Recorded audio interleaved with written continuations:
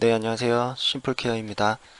네, 오늘은 장기요양기간 재무회계 규칙 예산안 작성 방법에 대해서 알아보도록 하겠습니다.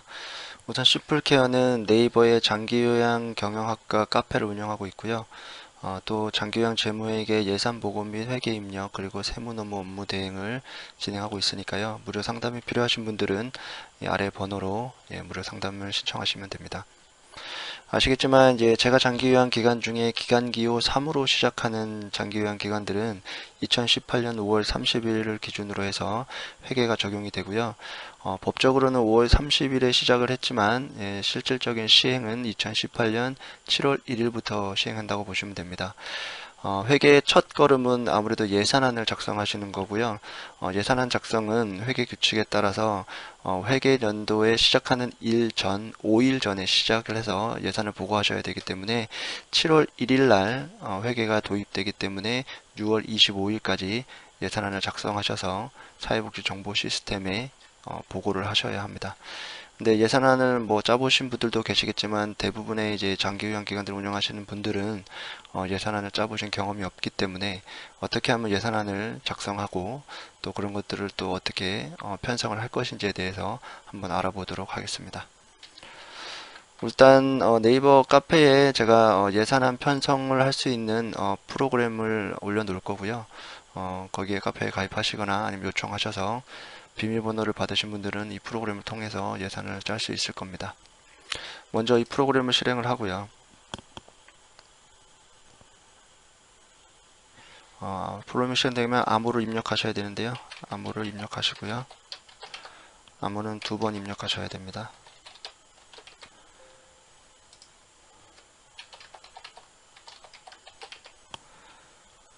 자, 프로그램이 실행이 되면 총 3가지 메뉴로 이루어진 프로그램을 보실 수가 있는데요. 첫 번째 메뉴는 예산 총칙이고요.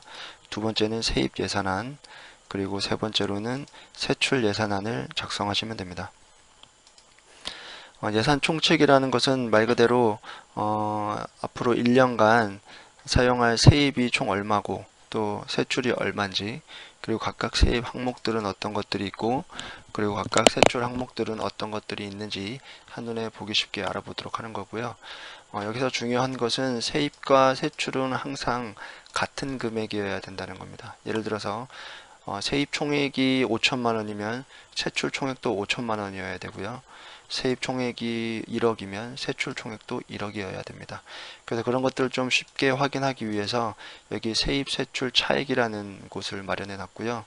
예를 들어서 세입 예산안에 수입을 1천만 원으로 잡으시고요. 세출 예산안에도 수입을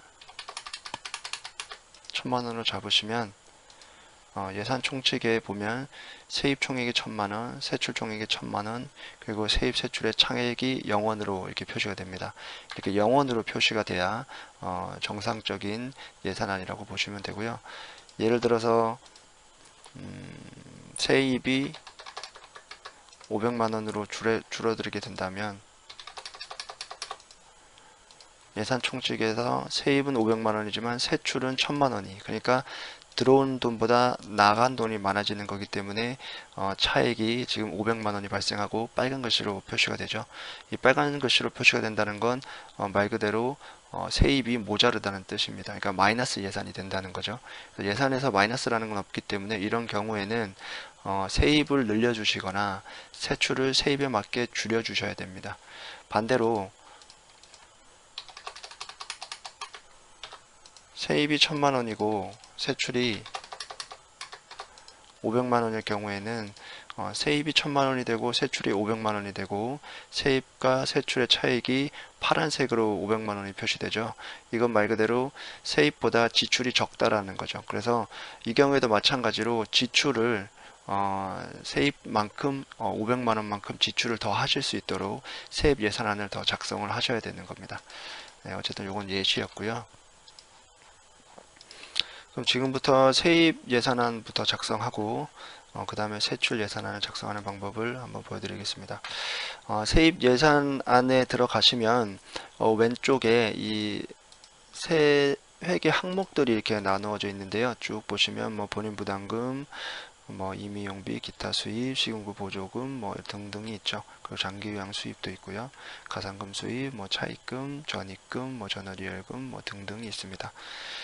각각의 내용을 아마 잘 모르시는 분들이 일단은 계실 텐데 여기에 이 과목들을, 그러니까 목들을 클릭을 하시게 되면 이건 어떤 내용의 세입인지를 지금 이렇게 메모를 통해서 보실 수가 있고요.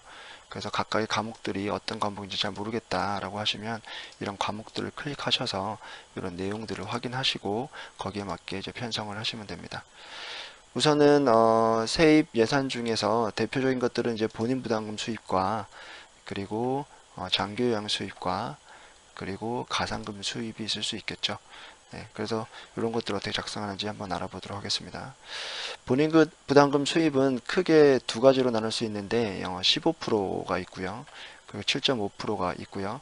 뭐 굳이 하나를 더 들자면 등급 외 수입이 있을 수도 있겠죠. 그러니까 등급 외자를 이제 서비스를 제공하는 경우에 있을 수 있겠죠. 네, 대표적인 건 이 두 가지로 대부분 이제 수입을 얻으시기 때문에 이 두 가지에 대해서 한번 작성해 보겠습니다. 예를 들어서 센터에 수급자들이 많이 계실 텐데 그 중에서 크게 두 분류로 나누는 거죠.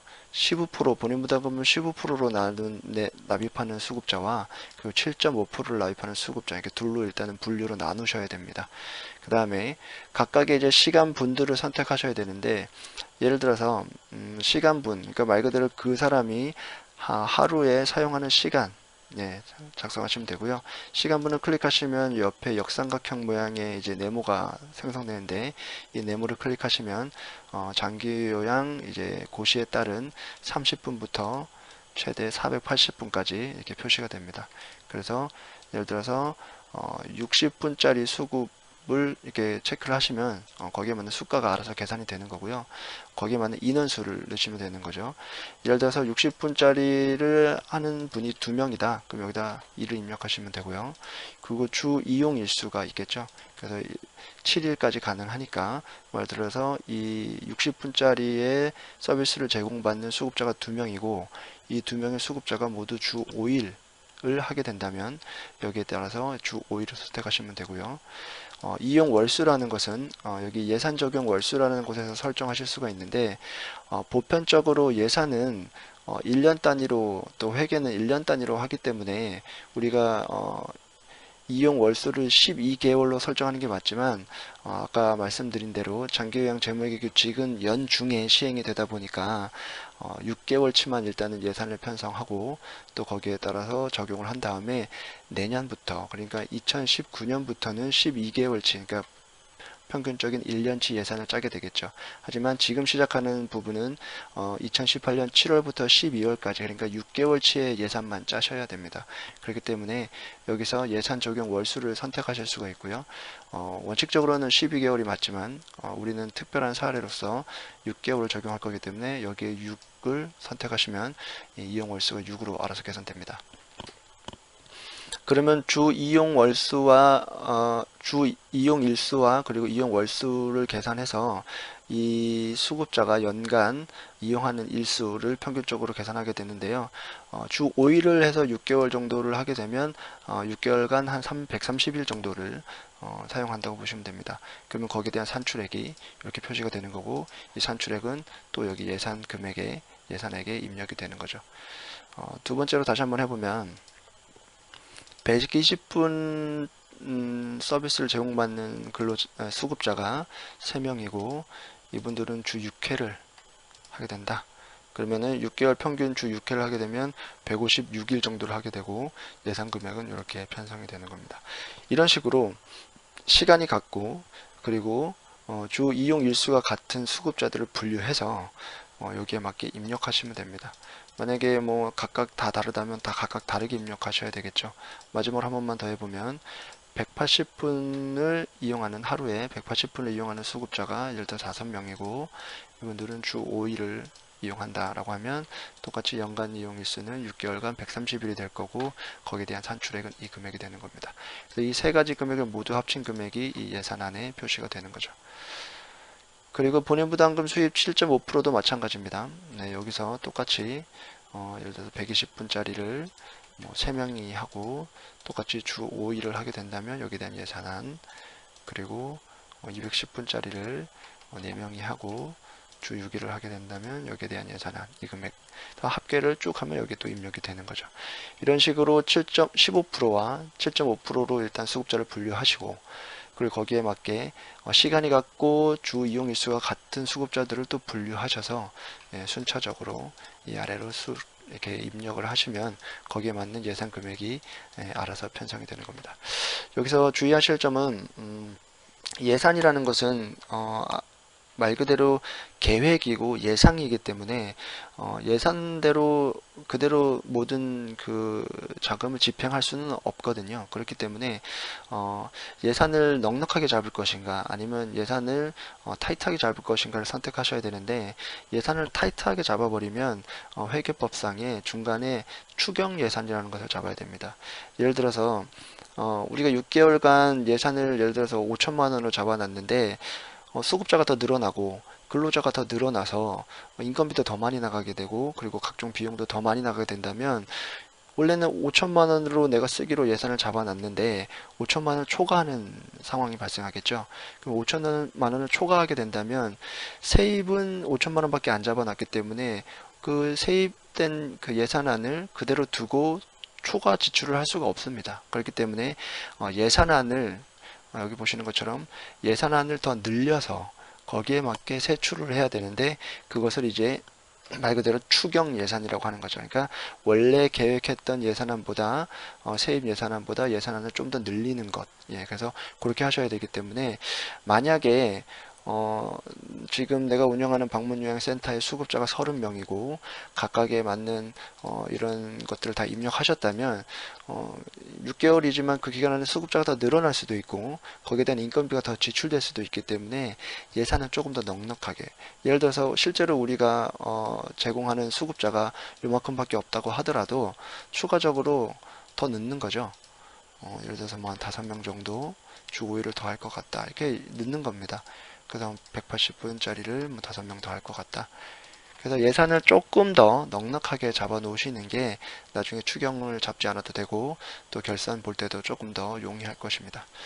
자, 그리고 등급의 이용자는 마찬가지고요. 똑같이 등급에 만약 등급이 없는 자를 서비스를 제공한다면 똑같이 여기다가 수가는, 대신 이 등급 외자는 수가가 정해진 것이 없기 때문에 여기서 뭐 정하시면 되겠죠. 우리 센터에서는 예를 들어서 60분당, 원래는 여기 보시면 60분당 1시간당 뭐 2만원 정도의 비용이 발생하는데 우리는 뭐 3만원 정도 받겠다. 네, 이렇게 잡으시고 뭐 한 명이다. 그 이용 횟수는 5일이다. 네, 이렇게 잡히는 거죠. 그래서 등급 외자는 수가가 정해진 것이 없기 때문에 수가를 또 따로 이렇게 입력하시면 됩니다. 자, 임의용비라는 것은 뭐 말 그대로 비급여 대상 중에 뭐 예를 들어서 가끔 센터에서 방문해서 이발을 해주거나 각종 이런 서비스들을 하는 경우들이 있죠. 그런 경우에 임의용비를 산출하시면 되고요. 여기 보시면은 과목이라는 게 있고 세목이라는 것이 있는데 과목과 세목은 특별하게 적을 것이 없으면 그냥 같이 적으셔도 되고요. 뭐 비워 놓으셔도 됩니다. 대신 이 금액만 정확하게 적으셔야 되겠죠. 예를 들어서 한 달에 여기 보시면 산출 근거는 제가 이렇게 예상으로 그냥 이렇게 만들어 놓은 거고요. 산출 근거는 또 나름대로 작성하셔도 아무런 문제가 없습니다. 말 그대로 임용을 하는 사람이 예를 들어 5명이고 그런 것들이 뭐 한 번 할 때마다 10,000원씩 받는다. 그러면 50,000원이 되겠죠. 그걸 곱하기 6개월 동안 하겠다. 그러면 6, 5, 30이 되니까 300,000원이 되겠죠. 뭐 이런 식으로 이제 짜시면 되는 겁니다. 그래서 이런 것들은 이제 임의로 계산을 한번 해보시고 거기에 맞게 금액을 입력하시면 되는 거고요. 사업 수익, 이거 마찬가지로 뭐 사업 항목이 있거나 예상되는 금액들이 있으면 넣으시면 되는데 대부분은 없기 때문에 그냥 비워 놓으셔도 됩니다. 그리고 국고보조금, 시군구보조금 여기 다 나와 있죠. 국가로부터 받는 경상보조금, 시도로부터 받는 경상보조금, 시군구로부터 받는 경상보조금, 이런 것들은 특별한 지역인 경우에는 뭐 근로자 장려수당이라는 것을 이제 시군구에서 지급하는 경우들도 있죠. 그런 경우에 여기에 맞게 뭐 몇 명 얼마 정도 예상하시면 됩니다. 뭐 기타 보조금 마찬가지로 시군구로부터 받는 경상보조금 및 자본보조금 뭐 이런 것들 이제 다 입력하시면 되는 거죠. 지정후원금, 뭐 후원금에는 크게 지정후원금과 비지정후원금이라는 것이 있는데, 말 그대로 지정후원금은 후원을 할 때 여기에 써주십시오 라고 하는 후원금이기 때문에 반드시 그곳에만 써야 되는 금액인 거고, 비지정후원금은 따로 정해지지는 않았지만 거기에 맞게 또 나름대로 비율이 있기 때문에 거기에 맞게 써야 되는 금액입니다. 그래서 후원금 받을 일이 있으실 것 같으면 여기다가 이렇게 입력하시면 됩니다. 자, 그리고 거기에 맞게 장기요양급여 수입이 있는데, 위에서 15%에 맞게 여기다가 내용을 입력하셨기 때문에 나머지 85%는 이제 공단으로부터 지급받는 거죠. 그래서 그런 것들은 자동으로 입력이 때문에 되기 때문에 이건 또 따로 입력하지 않으셔도 되고요. 그리고 7.5% 같은 경우에는 본인 부담금을 7.5% 받고, 그리고 공단으로부터는 나머지 92.5%를 받는 거기 때문에 이것 또한 위에서 7.5%에 대한 본인 부담금을 작성하셨다면 자동으로 입력되는 것이기 때문에 이것도 따로 작성을 안 하셔도 됩니다. 다만 이제 100% 받는 분들이 있죠. 그래서 기초생활수급자들이라든지 의료수급자들은 이제 100% 받기 때문에 이런 경우에는 여기다가 또 따로 입력을 하셔야 됩니다. 그래서 뭐 120분짜리 뭐 4명이 계시고 주 5회를 이용한다, 이런 식으로 이렇게 입력을 하시면 됩니다. 가산금 수익, 뭐 예를 들어서 사회복지사 가산금, 뭐 각종 뭐 가산금이 있죠. 그래서 가산금 받는 것들 월로 한 얼마 정도 받을 거다 한번 예상을 해보시고, 몇 명이 받는다라고 한번 해보시고, 또 거기에서 우리는 6개월치에 대한 지금 예산을 짜는 거기 때문에 곱하기 6을 하셔서 여기다 입력하셔도 됩니다. 여기 보면 제가 산출 근거들을 뭐 입력하고 있는데, 산출 근거를 꼭 이제 의무적으로 입력하실 필요는 없고요. 그냥 대략 내가 이 정도 받을 것 같다라고 통장 내역을 보니까 뭐 한 달에 한 가산금 한 300만 원 받는 것 같다. 그럼 300만 원 곱하기 6 해서 그냥 여기다 넣으셔도 됩니다. 산출 근거는 입력하셔도 되고 하지 않으셔도 되는 부분이고요. 금융기관 차입금이라는 건 말 그대로 운영상에 돈이 필요해서 금융기관에서 차입하는 금액을 이제 금융기관 차입금이라고 하고요. 금융기관을 제외한 개인 또는 단체로부터 차입하는 금액을 이제 기타 차입금이라고 합니다. 법인에서 이제 방문 요양을 운영하시는 경우에는 법인에서 전입을 할 수가 있고요. 기타 전입금은 개인 또는 설치자 운영자로부터 대표적으로 이제 대표자가 운영을 하려다 보면, 우리도 이제 7월 1일부터 새롭게 이제 시작하게 되면 뭐 계좌를 비우고 시작하시는 분들이 많이 계실 텐데, 계좌를 비우고 시작하면 당장 나가는 뭐 4대 보험료나 뭐 공과금이나 세금들을 납부해야 되는데 당장 수가를 받은 게 없기 때문에 돈이 없죠. 그래서 대표자가 여기다 자금을 넣게 되면 그건 이제 기타 전입금으로 잡히게 되는 겁니다. 기타 전입금으로서 뭐 후원금도 마찬가지 개념이고요. 전년도 이월금, 우리는 전년도가 없죠. 이제 처음 시작하는 거기 때문에 전년도 이월금은 없으니까 당연히 입력할 게 없을 거고요. 집기도, 이건 보면 집기, 비품, 기구 등을 판매해서, 그러니까 말 그대로 처분해서 생기는 그런 매각대, 그런 건데 이것도 뭐 대부분 방문 유형에서는 발생하지 않겠죠. 기타 예금 수입, 이자 수입, 뭐 이런 것들도 뭐 대략 적을 수도 있지만 대부분 발생하지 않는다고 보시면 되고요. 이것 외에, 그러니까 위에서 쭉 작성되어 있는 수입 외에 만약에 수입이 들어올 것이라고 예상되는 것들이 있으면 기타 잡수입이라고 하시면 됩니다. 그리고 운영 충당 적립금, 시설환경 개선비는 이제 재무회계 규칙을 운영하다 보면 시설의 안정적인 운영을 위해서 운영 충당금은 예를 들어서 고가의 기기, 집기나 뭐 의료기기 아니면 그런 기구들을 교체하거나 변경하는 경우에 2년 이상의 장기간의 시간이 소요될 것으로 예상되는 금액을 매달 미리 적립해 놓는 거라고 보시면 되고요.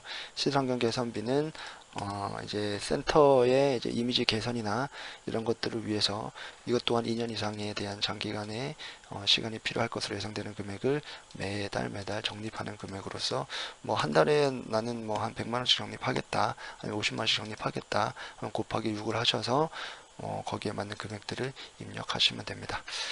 네, 이렇게 해서 일단은 예산, 세입 예산안에 대한 부분을 알아봤고요. 일단은 동영상을 여기서 끊고 다음에 세출 예산안에 대해서 한번 알아보도록 하겠습니다.